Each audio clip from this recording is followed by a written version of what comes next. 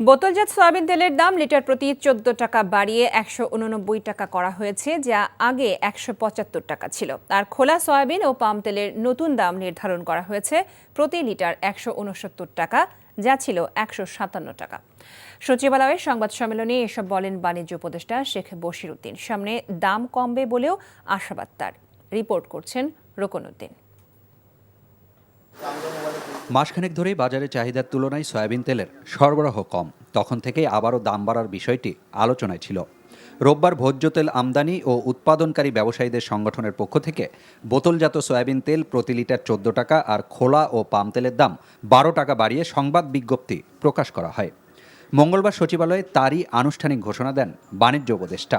তবে বলেন, আইন অনুযায়ী ব্যবসায়ীরা দাম বাড়ানোর ঘোষণা দিতে পারেন না।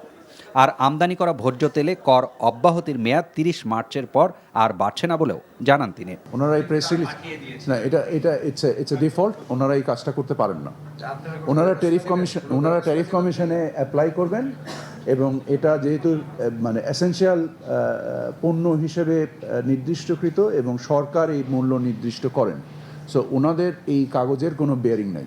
আজকে যে মূল্যটা নির্ধারিত হলো, আমরা সামনে বাজার থেকে আমরা সরকার এখান থেকে প্রায় 550 কোটি টাকা রাজস্ব আহরণ সাহায্য করবে, এবং আমরা আশা করি যে সামনে ইনশাল্লাহ বাজারের দাম আবার আমরা কমাতে পারবো।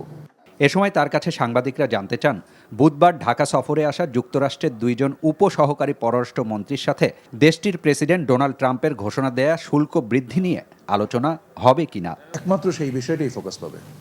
মূল্যস্ফীতি কিছুটা কমলেও দুর্ভাগ্যজনকভাবে চালের দাম অনেকদিন ধরেই বেশি বলে স্বীকার করেন বাণিজ্য উপদেষ্টা।